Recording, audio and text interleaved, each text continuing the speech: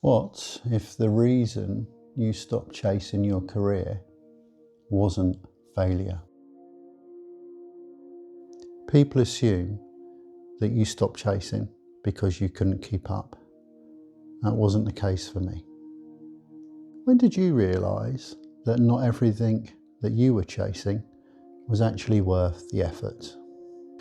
This reflection is about what happens when something you once wanted quietly stops making sense.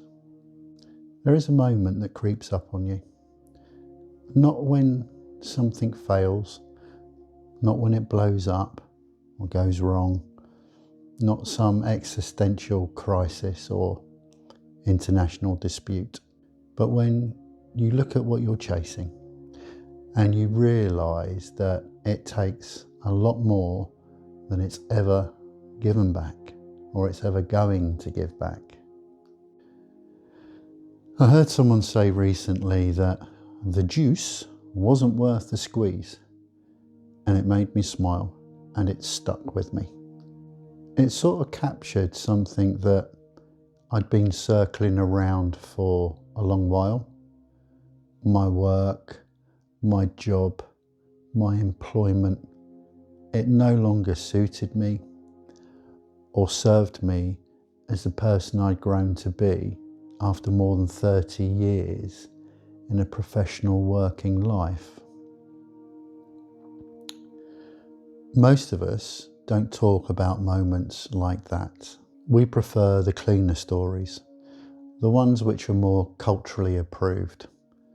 Success, ambition, trajectory, the underdog triumphing, the one about the person who starts on the shop floor and makes it all the way to the top of the business.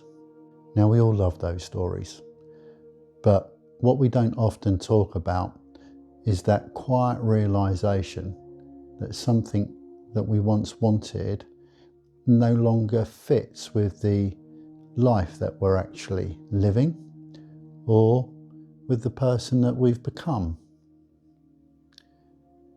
Experience doesn't just enrich us, but it fundamentally changes who we are. These moments don't arrive with drama or fanfare.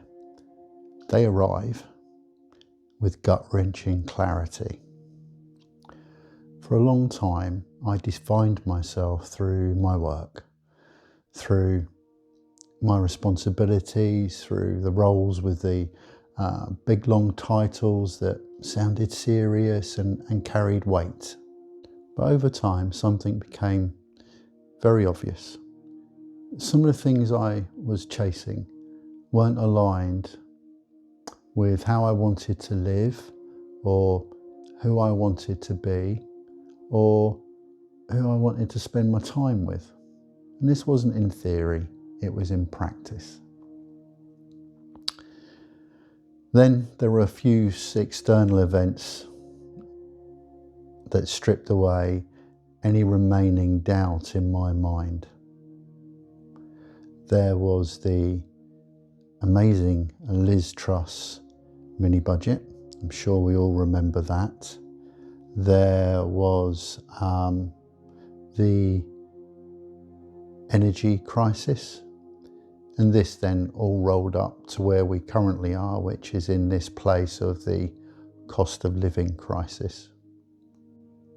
This sudden instability was a very sharp reminder that the systems that we trust and rely on for our security, they wobble, they go wrong, things change. At the same time, my family's needs were changing. My energy mattered more, and my presence mattered more. I realised that this wasn't philosophical, it was practical. I wasn't stepping back from work because I'd failed. I was stepping back because the cost had changed. And I'd finally started to pay some serious attention. The sums were no longer adding up. What followed wasn't a loss of ambition. It was a redefinition of value. I stopped chasing status and started paying attention to my sustainability, time, health, mental clarity, the ability to think rather than to constantly react. I also noticed how much of what we chase isn't actually about personal desire. It's more about cultural instruction. We're rewarded for scale, visibility, speed, for being indispensable.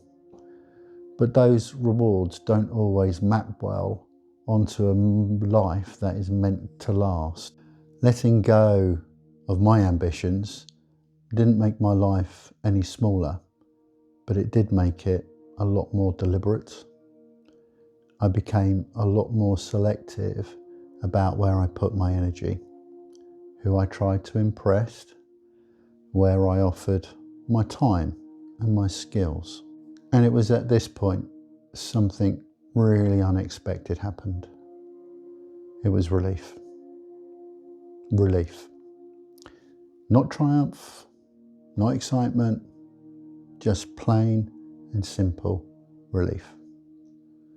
I think I was finding a balance sheet that finally worked for me. And it was in favour of my family. So if you're at the point where something you once chased no longer fits, no longer serves who you've become, that's okay. It doesn't mean you've given up. It might mean you've grown into better judgment. It's okay to redefine what success is as life changes.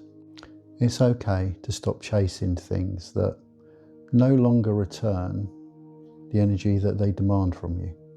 Sometimes the most valuable move isn't pushing harder. It's recognising calmly and without drama that what once may have mattered no longer does. And it's more than okay to change your mind, change direction, and to choose deliberately what works for you right now.